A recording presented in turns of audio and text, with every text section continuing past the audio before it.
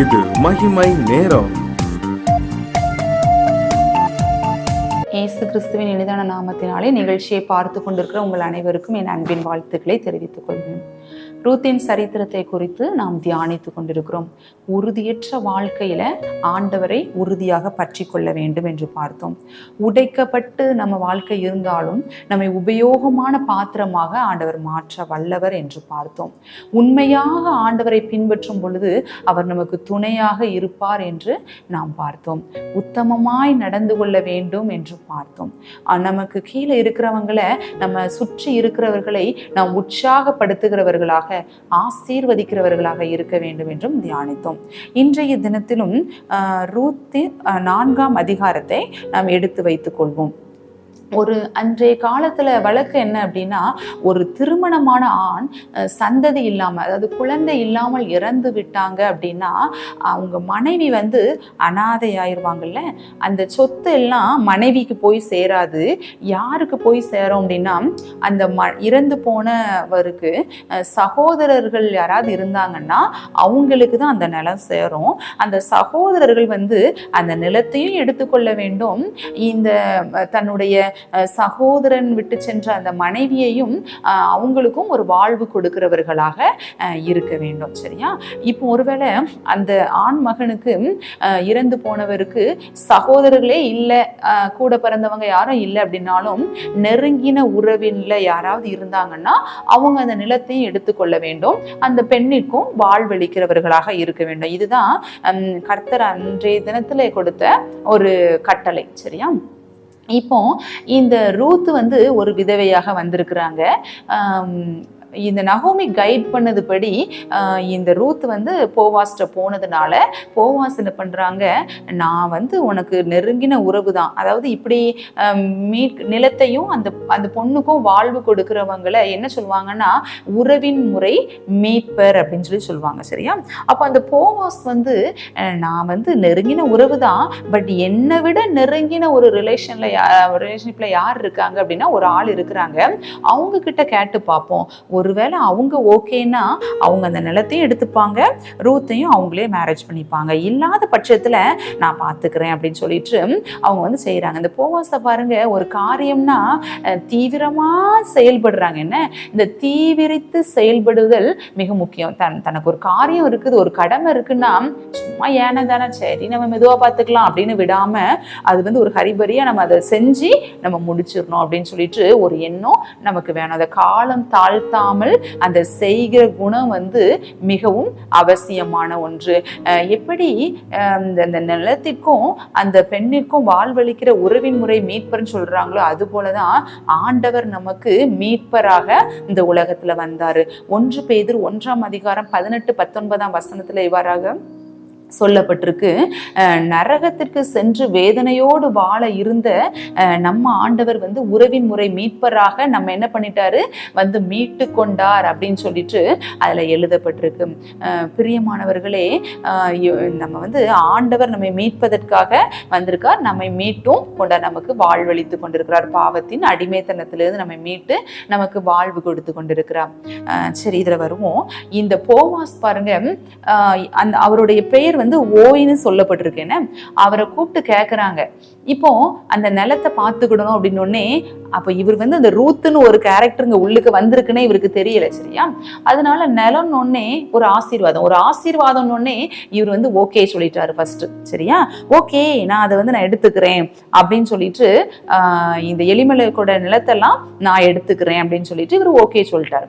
இப்போ அடுத்து ஒரு ஆசீர்வாதம்னா ஓகே தான் நம்ம சொல்றோம். என்ன, அடுத்து ஒரு ரூல் சொல்றாங்க, அவங்களுக்கு ஒரு விதவை இருக்கிறா, ரூத்துங்கிற ஒரு பெண் இருக்கா, அப்போ அந்த பெண்ணை நீங்க திருமணம் செய்து கொள்ள வேண்டும் அப்படின்னு சொல்லி சொன்ன உடனே, ஒரு ரூல்னு ஒண்ணு வந்த உடனே, ஒரு கட்டளைன்னு ஒண்ணு வந்த உடனே இவர் என்ன பண்ணிட்டாரு, எனக்கு இந்த கட்டளைக்கு நான் ஒபே பண்ணணுமா, வேண்டாப்பா, இந்த ஆசீர்வாதமே எனக்கு வேண்டான்னு சொல்லிட்டு அந்த நிலத்தையும் வேண்டான்னே இவர் சொல்லிடுவார்.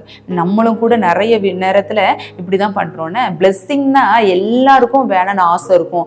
பட் நம்ம ஏதோ ஒரு கட்டளைக்கு கீழ்ப்படிஞ்சாதான் அந்த பிளெஸ்ஸிங் அப்படின்னு வரும்போது நம்ம அப்படின்னா அந்த பிளெஸ்ஸிங்கே எனக்கு வேண்டாம் அப்படின்னு சொல்லிட்டு நம்ம விட்டு விடுகிறவர்களாக இருந்து விடுகிறோம். பிரியமானவர்களே, கட்டளைக்கு கீழ்ப்படியும் பொழுதுதான், ரூலுக்கு நம்ம ஒபே பண்ணி நடக்கும் பொழுதுதான் அந்த பிளெஸ்ஸிங் நமக்கு கிடைக்கும். அப்போ இந்த போவாஸ் என்ன பண்றாரு, ஓகே நான் அந்த ரூலுக்கு ஒபே பண்ணி நான் அந்த பிளெஸ்ஸிங்கை எடுத்துக்கிறேன் அப்படின்னு சொல்லிட்டு அதை எடுத்துக்கொண்டார். நீங்களும் கட்டளைக்கு கீழ்ப்படுகிறவர்களாக இருந்து அந்த ஒவ்வொரு ஆசீர்வாதங்களையும் நீங்க சுதந்திரித்துக் கொள்ளுங்க. இந்த போவாஸ் பாருங்க, காலம் தாழ்த்தாமல் தீவிரித்து செயல்படுகிறவராக இருந்தார். இந்த ஓய் அதாவது நெருங்கின உறவில ஃபர்ஸ்ட் இருந்த அந்த ஒரு ஆள் அவர் என்ன பண்ணிட்டாரு, அந்த ஆசீர்வாதத்தை உதறி தள்ளி விட்டு உதாசீனப்படுத்திட்டு போயிட்டாரு. என்ன இந்த போவாஸ் என்ன பண்றாரு, அவரும் அதே மாதிரி உதறி தள்ளிட்டு போகல. சரியா, அவருக்கும் ஒருவேளை ஃபேமிலி இருந்திருக்கலாம், ஒய்ஃப் இருந்திருக்கலாம், ஈவன் பிள்ளைங்க கூட இருந்திருக்கலாம். ஆனாலும் அந்த கர்த்தருடைய கட்டளைன்னு வரும் பொழுது அதை உடனே கீழ்ப்படுகிறவராக இருந்தார். ஒரு காரியம்னு வந்ததால அதை தீவிரித்து அந்த இடத்துல செயல்படுகிறவராக இருந்தார். எல்லாவற்றையும் நம்ம காலம் தாழ்த்தாமல் செய்கிறவர்களாக நம்ம இருக்க வேண்டும். நம்ம டிலே பண்ண யாரோ ஒருத்தர் அஃபெக்ட் ஆயிட்டே அங்க இருப்பாங்க. இப்போ ஒருவேளை போவாஸ் சரி நம்ம நாளைக்கு பார்த்துக்கலாம், சரி இன்னும் கொஞ்ச நாள் கழிச்சு பார்த்துக்கலாம்னு சொல்லிட்டு இந்த காரியத்தை டிலே பண்ணிட்டே இருந்தாங்கன்னா நினைச்சு யோசித்து பாருங்க, இந்த ரூத் ஆசீர்வதிக்கப்படுவதற்கு அவங்களுக்கு டிலே ஆயிட்டே இருந்திருக்கும். பிரியமானவர்களே, நம்ம எந்த ஒரு காரியமானாலும் அதுல தீவிரித்து செயல்படுகிறவர்களாக நாம் இருக்க வேண்டும். மேக்சிமம் இந்த டிலே எதுல ரொம்ப அதிகமா நடக்கும் அப்படின்னா, இந்த கோர்ட்டு கேஸ் அந்த இதுலதான் நம்மளுக்கு ரொம்ப, அதாவது ஜட்ஜ்மெண்ட் பண்றதுலதான் நம்மளுக்கு ரொம்ப டிலே ஆகும். சரியா, நம்மளுக்கு என்ன குற்றம் நம்ம செஞ்சிருக்கோங்கிறதே மறந்து போயிரும். யாரு குற்றவாளிங்கிறது நிரபராதிக்கும் மறந்துடும், குற்றவாளிக்கும் மறந்துடும். அந்த அளவு காலம் தாழ்த்துகிற சிச்சுவேஷன் நம்ம நாட்டுல நடந்துட்டு இருக்குது. எங்க அம்மா எங்க தாத்தா ஒரு நில பிரச்சனைக்காக கோர்ட்ல கேஸ் போட்டிருந்தாங்க. ஆக்சுவலா அந்த நிலம் அவங்களுக்குரியது, இன்னொருத்தங்க அவங்க வேற ஒரு சைன் போட்டு அவங்க அதை அபகரிச்சு கொண்டாங்க. அப்போ அது அந்த கேஸ் ரொம்ப நாளா கோர்ட்ல நடந்து கொண்டே இருக்குது. அப்போ தாத்தாவும் மறிச்சு போயிட்டாங்க. இப்போ அப்பா அந்த கேஸ் எடுத்து நடத்திட்டு இருக்காங்க. அப்பப்போ கோர்ட்டுக்கு போறேன்னு சொல்லி போயிட்டு வருவாங்க. ஆனா இது வரைக்கும் எந்த அனௌன்ஸ்மெண்ட் இல்லை, எந்த ஒரு ரிசல்ட்டான வருஷங்களான ஆயிட்டே இருக்கு. ஆனா அக்யூஸ்ட் நல்லா சூப்பரா நல்லா ஜாலியா செழிப்பா வாழ்ந்துட்டு இருக்கிறாரு. என்ன பிரியமானவர்களே, நம்ம ஒரு அந்த பொறுப்புல இருக்கிறோம், ஒரு அதிகாரத்துல இருக்கிறோம், ஒரு ஜட்ஜ்மெண்ட் பண்ற இடத்துல இருக்கிறோம், ஏதோ ஒரு காரியத்தை செய்யற இடத்துல இருக்கிறோம் அப்படின்னா நம்ம காலம் தாழ்த்தாமல் தீவிரித்து செயல்படுவது நல்லது. நம்ம காலம் தாழ்த்த நம்மால் யாரோ ஒருவர், மினிமம் யாராவது ஒருத்தராவது அஃபெக்ட் ஆயிட்டே இருப்பாங்க. காலம் தாழ்த்தாமல் நாம் செயல்படுவது மிகவும் நல்லது. இன்னொரு இன்சிடென்ட் சொன்னாங்க. ஒரு குற்ற வழக்குல ஒருத்தரை குற்றவாளின்னு சொல்லி பிடிச்சு வச்சிருந்திருக்கிறாங்க. அவங்க ஜெயில இருந்தே இறந்தும் போயிட்டாங்க.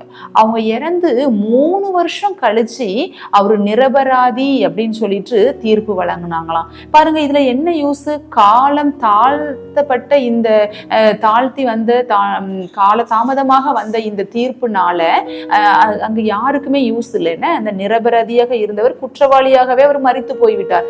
பிரியமானவர்களே, கர்த்தருக்குள் இருக்கிற நாம் உங்க கையில கொடுக்கப்பட்டிருக்கிற காரியத்தை காலம் தாழ்த்தாமல் தீவிரமாக நம்ம செயல்படுகிறவர்களாக இருக்க வேண்டும்.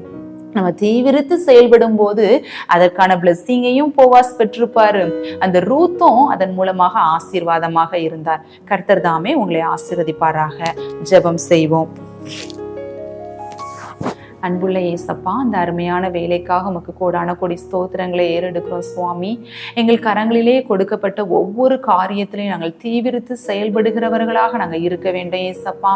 காலம் தாழ்த்தாதபடிக்கு நாங்கள் செயல்பட வேண்டும். எங்கள் அந்த செய்கையின் மூலமாக நாங்களும் ஆசீர்வதிக்கப்பட வேண்டும். எங்களை சுற்றி இருக்கிறவர்களும் அதன் மூலமாக பெனிஃபிட் அடைய நீங்க உதவி செய்யுங்க.